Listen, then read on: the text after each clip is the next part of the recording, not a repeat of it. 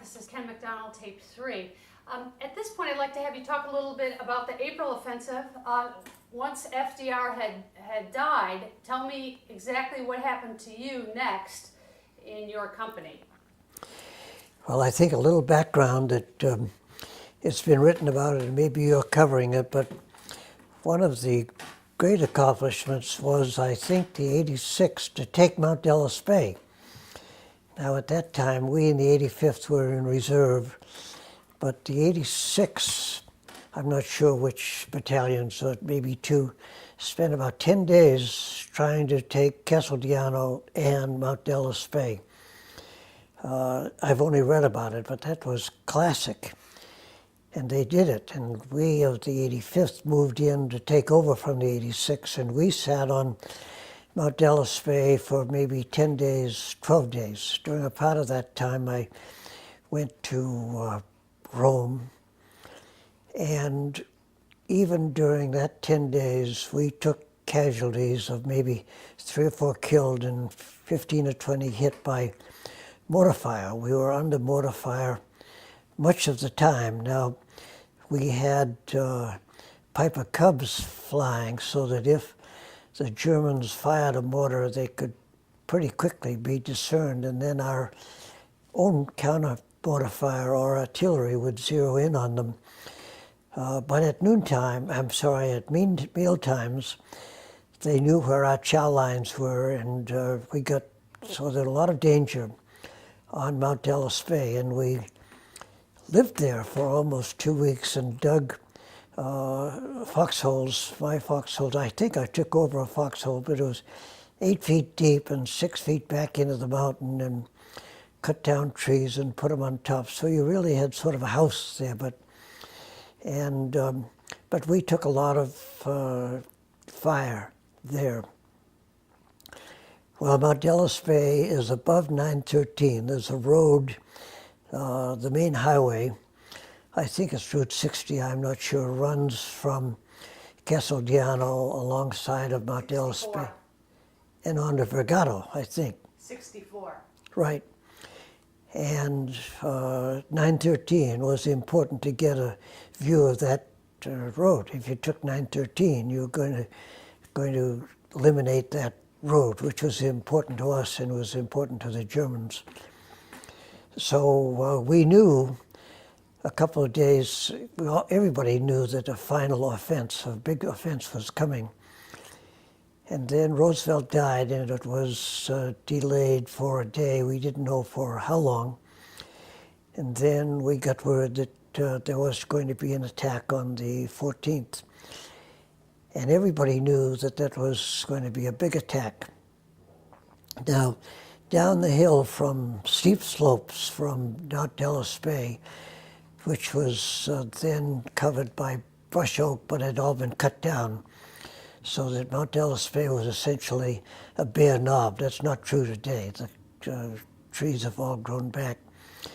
And there was Highway 64 at the bottom, and off to our left to the south was Casteldiano. And we could see Casteldiano being bombed and see Casteldiano gradually disintegrate. Now, on the day of 9/13, we knew the time of the line of departure, which I think was maybe around 8 o'clock. But before we crossed the line of departure, I Company to our left, I Company of the 85th, came down of an area not in Casteldiano, but just a little north of Casteldiano, and we watched them get eliminated. Just watched dozens of men just fall. And one of those was Dole, but he was relatively close to the line of departure. There's a plaque where he was hit, which is close to the line. And so then we came down off Belvedere, and you knew what was happening. You knew that it was going to be bad, but you saw I Company get it. And we came down off Belvedere and crossed Highway 64, and it was interesting. Years later, we had orientation of what it was to be and what was going to happen with the red flare and what was going to happen with the green flare and what each of us were to take. And as usual, it gets screwed up in when the tanks would come and when the tank destroyers would come. None of that happened. But on and on and on. And I took notes of that.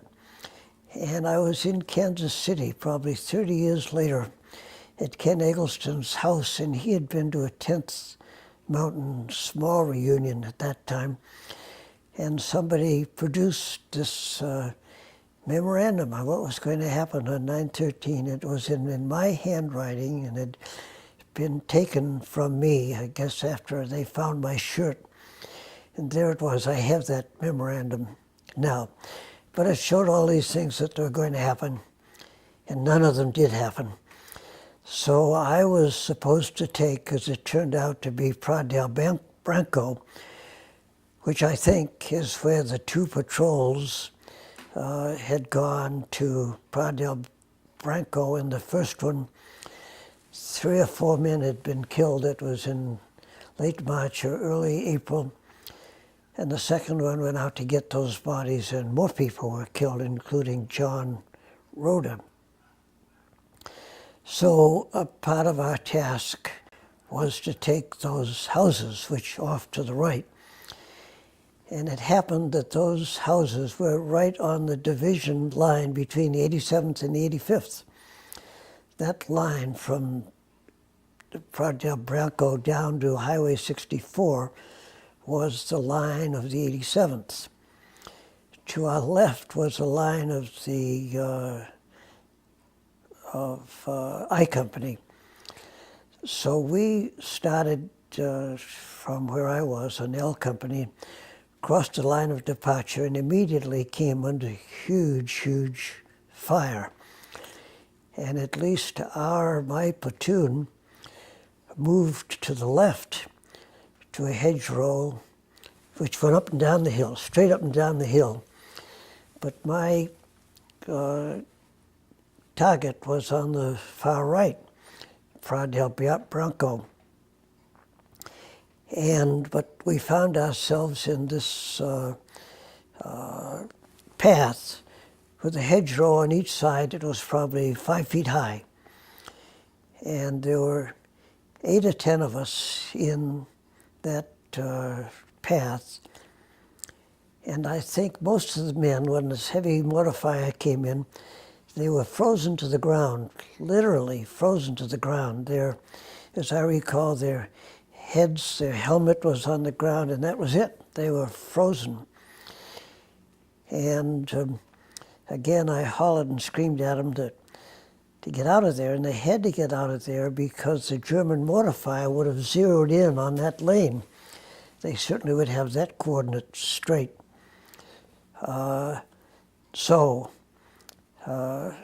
They did, to their credit.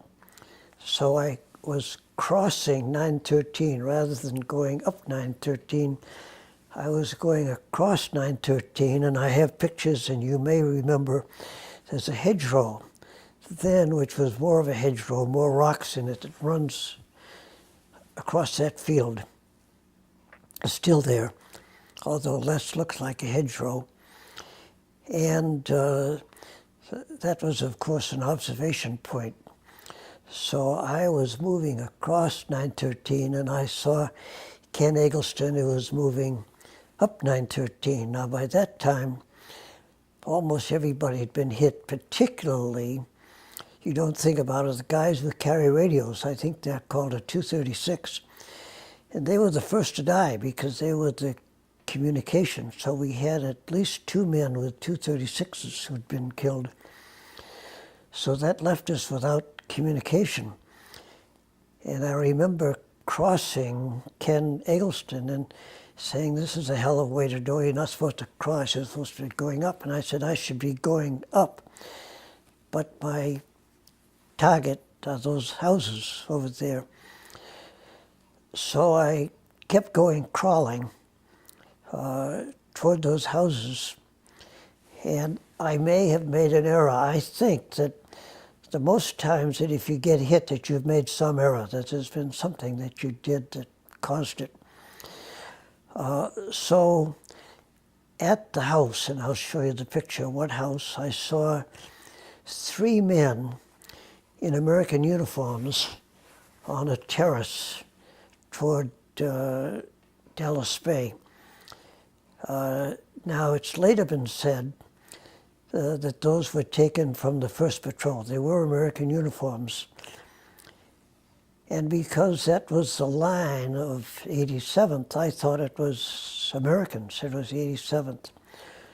So I stood up, rather than crawling, I stood up to advance onto those houses, and the people behind me did, and I got hit. Now, I don't know whether I got hit by, I think that George Fleming. Now we're back at Hill 913, and you're just coming up to the point where you got hit. Right. And I don't know, I have no idea with what I got hit. I think, in retrospect, that Fleming stepped on a mine. There were many mines, and I think he stepped on a mine. Or it may be that when I stood up that the Germans spotted me and fired a mortar at me. It could have been a hand grenade from that Hills Hill just to my left. I think it was something heavy because of the first night of the evacuation hospital. When I woke up, there were, on the edge of my bed, there were some ball bearings, and I think they must have been part of a mortar. Well, anyway, as it turns out, those were in American uniforms. But Jacob Nunemacher, you've probably heard this story, he was in the 87th, and he'd been the captain of the Dartmouth ski team, a sophomore, I think, and I knew him. And Jake went up to those houses from the 87th with a white flag to demand their surrender. He got to the front door and they killed him. At those. Toriusi. But Toriusi. I'm sorry. Were those elements you think of the 87th who were there at that terrace at 913? Right, on that line. Okay. And so I got hit, and when you, at least I think, sometimes when you get hit, you don't even know it. You don't feel it. I didn't feel anything till I was on the ground. And I put my right hand to my head, and it was bloody, and I said, I must have been hit. And my left arm couldn't move when I was on the ground, and it happened that my left scapula was severed, and shrapnel went through my helmet and my helmet liner and my scalp and up against my skull, and I got hit to the right of my spinal cord, about an inch. Well, so I was on the ground, and it was very quiet. There had been a lot of firing, and then for a couple of hours, there was nothing, absolute silence on that hill. And again, I'll tell you in a moment, but I realized that I was under a tree. Oh, 2 fellows came to me, Ernest Cortez and Charlie Wells came to me. And it was very important. They took off my shirt, and they said, Mac, you're going to live. Very important. And they gave me some sulfur. And so, again, well, it must have been a mortar, because we were shelled again. I got hit again briefly, just a scratch in my leg. So I told them to get out of there, and then I realized I was under a tree, and that if there was another mortar, it would hit that tree, and I'd get a mortar burst. So I had to get out of there. And there was a shell hole a short distance away, and probably 15 feet, and I crawled to that and got into that shell hole. And again, nothing happened. I had a watch, and no tanks, no tank destroyers, no nothing. Absolute silence. Nothing going on. But I was still fearful of mortars, so I moved to another very big shell hole. There had been shellings for almost 2 weeks on that hill. And I wrapped myself around that hole, and a sniper was firing at the hole, and dirt would come in on me. And I must have been there for 2.5, 3 hours, absolute silence. And I looked up to that hedgerow, and there's Bob Perkins, who was from our company and a Dartmouth guy. And Bob was standing up in that hedgerow.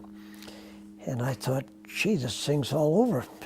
Perkins is up there. Well, as it turned out, I didn't see him later until the hospital in Camp Edwards, but he was fired upon, jumped into what had been a shell hole where he was hiding, and it had a shell and disabled him, blew off his foot. I did not know that. But after a while, I'm not sure what time it was. It may well have been, I have no idea, 2 o'clock, 1:30, still quiet, and I said, I've got to get out of here because if there's a counterattack, they'll kill me. If they find me wounded after this attack in the middle of the night, they'll just kill me. They're not going to take a prisoner. So I got up from that hole, the third hole, and I ran down the hill to the line of departure, which was half the way up. I ran 2/3 of the way from that hedgerow down to the line of departure. And there I found Nuke Eldridge. And Nuke Eldridge had one eye and was blind in one eye. And I knew where the battalion aid station was, and I said, Nuke, I'm going to the battalion aid station. Do you want to come? And he said, nope. So I started up that steep slope of Dallas Bay, and Nuke said he would come. So we went up to the battalion aid station, and that's why I think it's up the hill, not down on the road. And there was so much confusion that some people from M Company were there, and a couple of officers, and some of them knew me, and they said, Mac, where's the front line? They had absolutely no idea where the front was. That field was absolutely quiet. Now that abounds in mysteries, and I have documentation about it. Because Nuke Eldridge apparently got up to those houses. And he was with Wales Kennedy. And Nuke got hit, and Wales thought that Nuke had been killed. He must have been hit by a concussion grenade. And Wales left him. It wasn't until years later, a couple of years later, that he found Nuke. But Nuke was at the line of departure. He'd apparently, in the meantime, gone up to, at least to the hedgerow, and down. And so Nuke and I went up to the battalion aid station, and a very important thing happened. They looked at me, and I found one time I went to the VA for an inspection, and they have all the documents. They had the original writing, and I think it said something about Nuke and blood, but my blood was on it, and they had a document which said ZI. Now, ZI means Zone of the Interior. And up until that time, I was fine. When they said Zone of the Interior, I broke out into a huge sweat because I knew I was leaving. There was no way that now. On that very time, a young man named Edward Rost, who later died that day, he had been injured earlier on Mount Belvedere. I have that documentation. He came back through the aid station, and they sent him forward. He was killed. Edward Rost that night. Well, then we were put into a Jeep and went back down to 64 and somehow or other got to the evacuation hospital under artillery fire.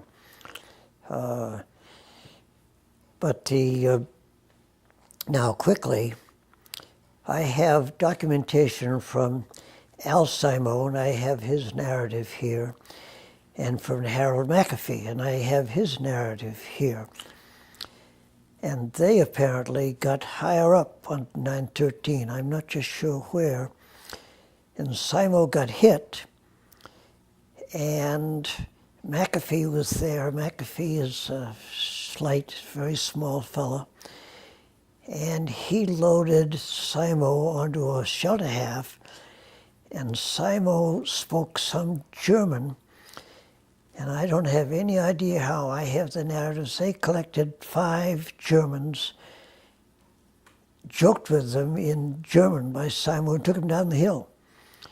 Now, where those 5 came from, I have no more idea than where the 7 came from on Mount Belvedere.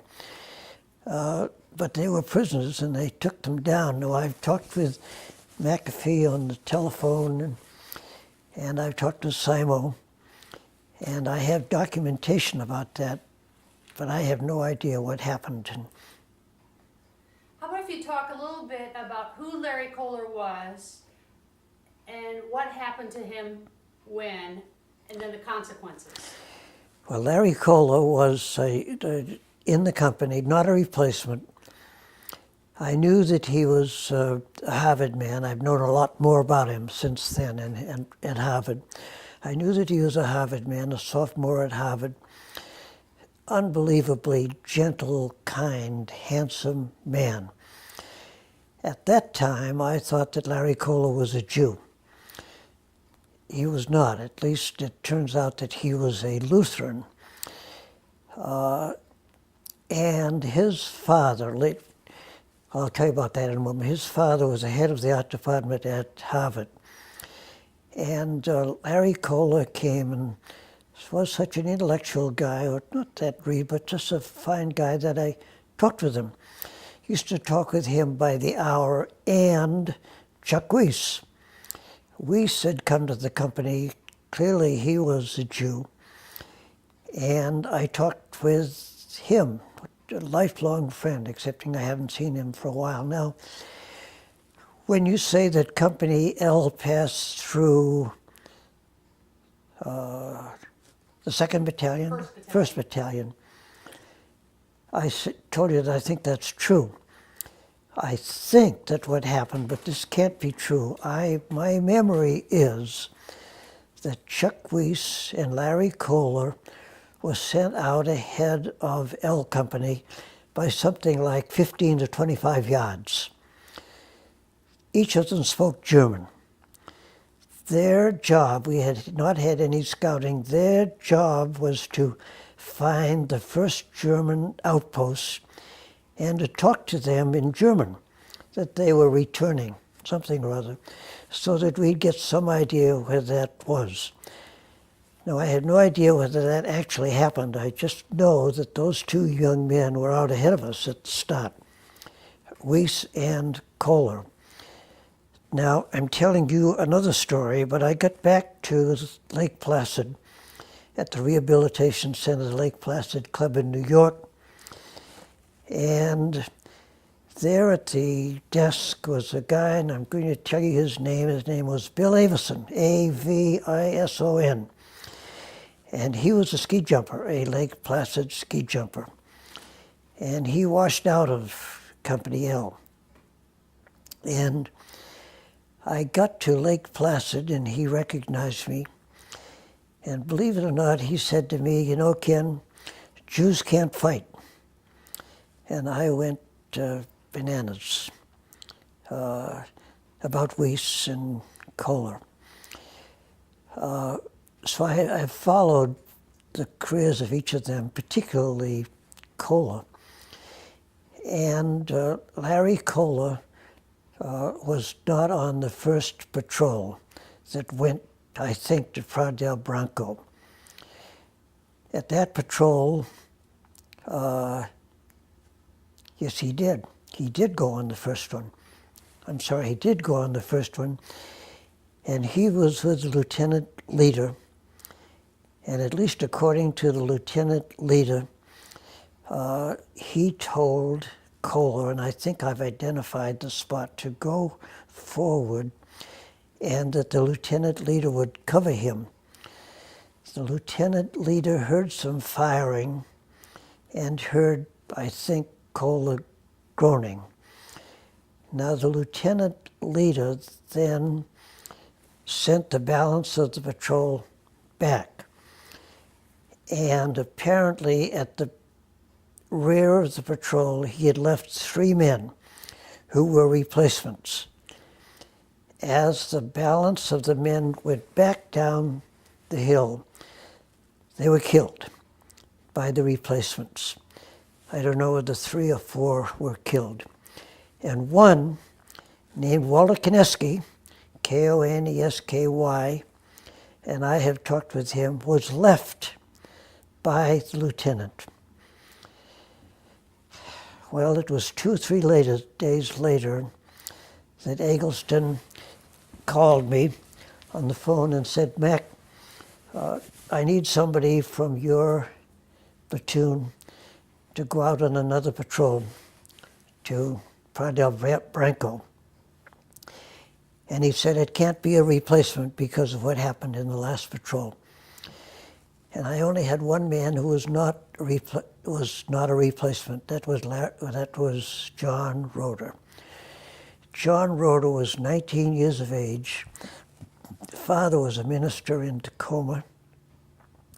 About as fine a man as you can, tall, thin man. Literally never swore, didn't smoke. Couldn't see a better man. And so I named him to go on that next patrol. And he was killed under the same lieutenant. And well, maybe you know what a story, but it just seems to be so crazy. I think, and I've written down, that John Roeder gave me his billfold and said he wouldn't be back. But, and I think I wrote that down in my narrative, but whether that's true or not, it's hard. It's hard to, how can I say that that's absolutely true? We know what tricks memories do. But I was really attached to John Roeder. And I know that I could hear, I'm up on my foxhole at Dallas Bay, and I hear the firing. And then I'm told that Roeder can't come back, and it's in my narrative, but I just cried like a baby that next morning. Now, since then, and within the past 15 or 20 years, I've met John Roeder's younger brother, and the younger brother's wife, very remarkable, sophisticated, intelligent people. And they, as several other people, I think it's happened 5 or 6 times, of people who were determined to find out how their relatives died, and you've run across this. And so I've met in Seattle for perhaps a full day with them and gave them a full description of 913, Prado del Branco, and they went and saw all of it and sent me pictures, which I have for you. But this was a... Now, as a part of that incident, in the narrative by the officer, he says that Charlie Woodenberg, who was in the mortar crew, that Charlie Woodenberg had dropped some mortars down onto Highway 64, allegedly on some Germans.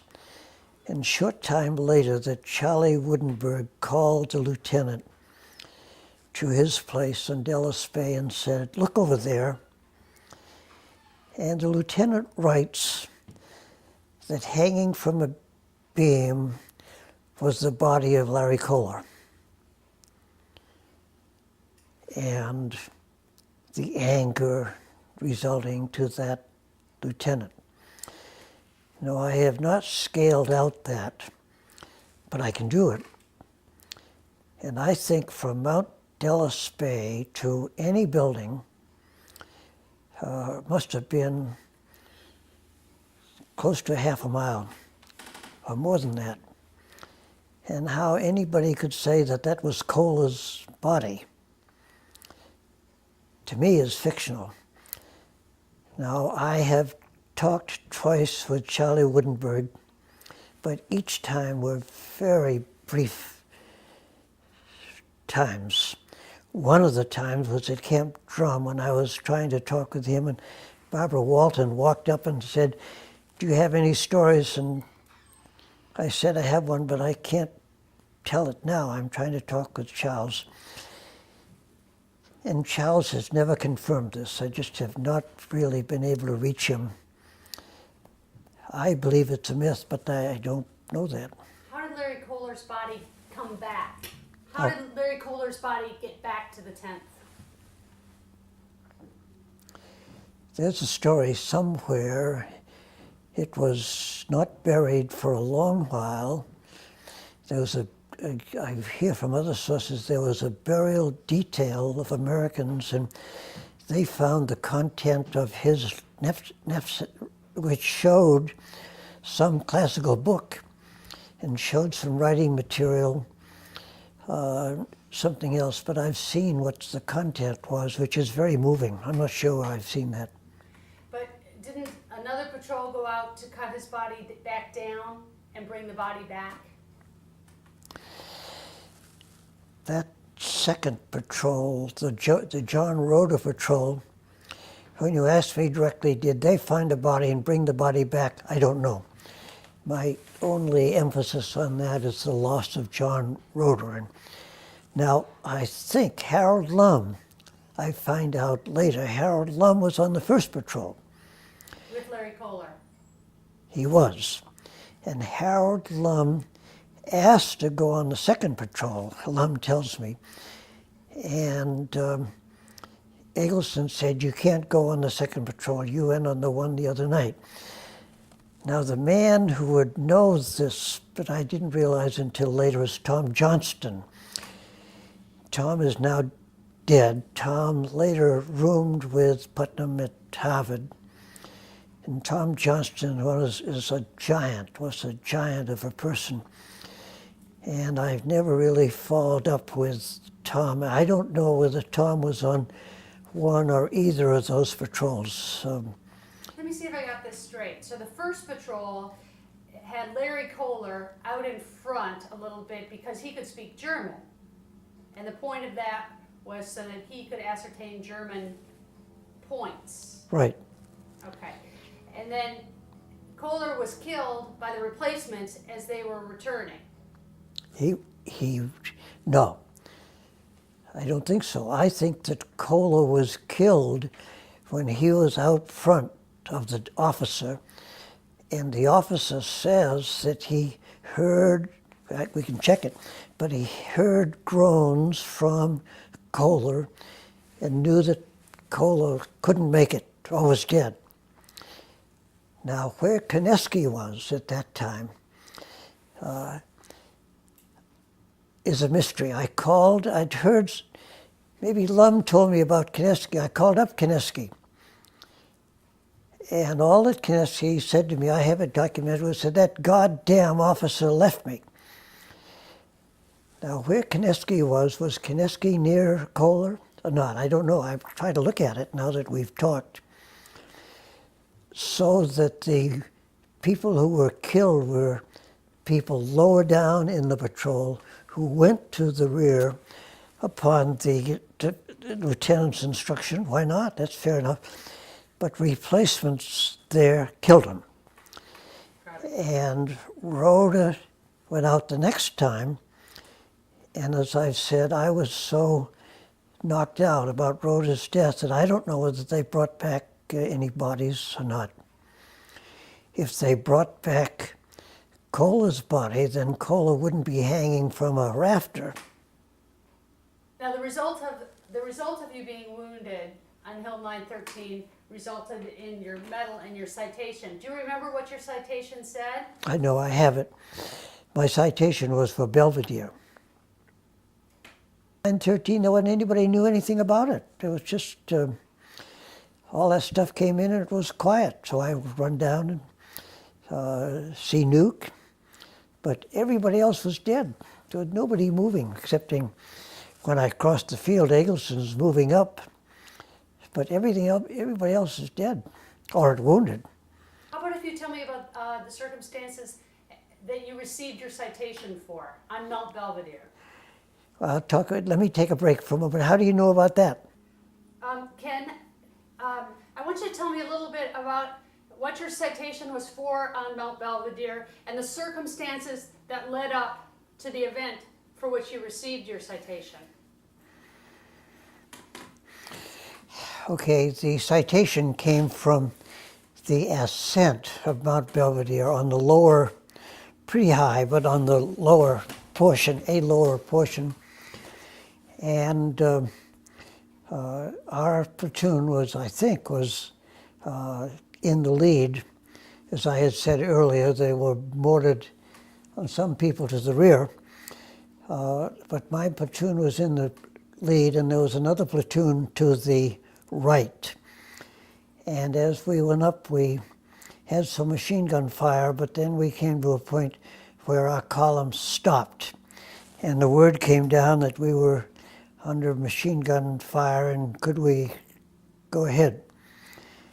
And I moved to the left, and there was a little valley, and I was in that valley, and suddenly I had a bullet that went by so close I really could almost feel it, but it must have been maybe 2 to 6 inches away from me. And I figured that was it, that they'd seen me. So, but I kept moving and nothing happened, and pretty soon I heard some conversations, and I took a grenade and threw it in the direction of the conversations. And all I know is that the conversation stopped. So then I moved further up that V slope, I don't know, probably 25 yards.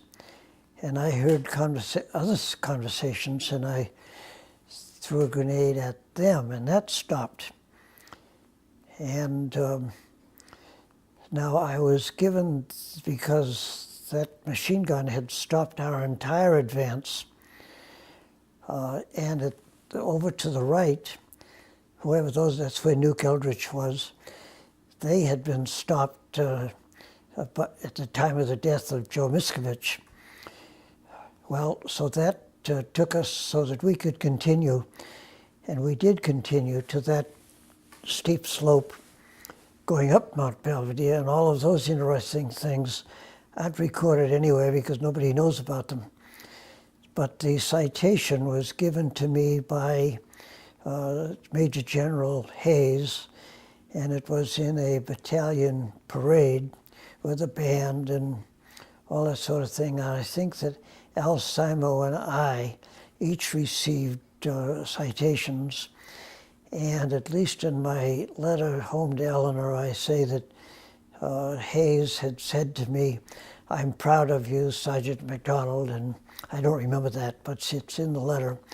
But the citation shows a picture of Hayes, a Major General, shaking hands with me, and the executive officer of the battalion in the background, and loudspeakers in the background in a field somewhere. I know the date because of the morning report, but that's my memory of that. They really missed the exciting part. The very exciting part of Mount Belvedere was not covered because it wasn't known to anybody. Now, if Gullickson got a Silver Star, and now this is off the record about Gullickson. Now, when Briefly, can you summarize for me the part of the Belvedere action that did not make it into the citation? It's sort of an irony that some of the most exciting part of your experience on Belvedere did not make it into the citation. Describe that part again for me. Well, the citation was for time prior to getting at the very last stop. Now, it's a very interesting thing about citations, and I would like to follow up on them, and there is some history. Who gets citations? Do officers get citations more? I think that's true. But who tells the stories? If the story is told, is it told by one officer to another? If an enlisted man is out there, who was there to know about those two hand grenades? I don't know. Who was there? And who do they tell? Do they tell an officer?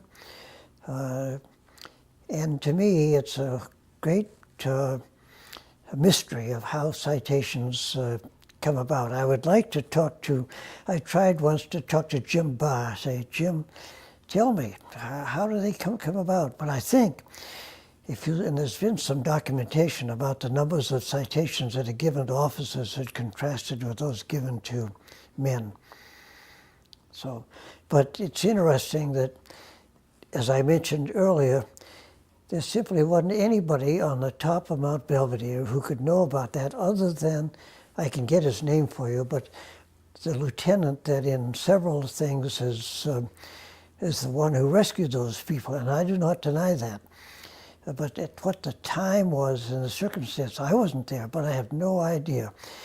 And I'm interested to see if there's a citation to Gullickson and Luther that would explain that. No, I have not. I've been way back. I tried to talk with I Company and look in their morning reports. I think this is a mystery. I think there's nothing recorded about it. But that's an interesting part about war. You can't tell everything because what happens between the distance between from me to you is unknown. You don't know who get hit. You don't know why they get hit. You don't know the circumstances. Just in passing, I'm just reading a book about Harry Truman and Harry Truman's citation, and you suddenly wonder, would that have been given if it wasn't Harry Truman? But who knows?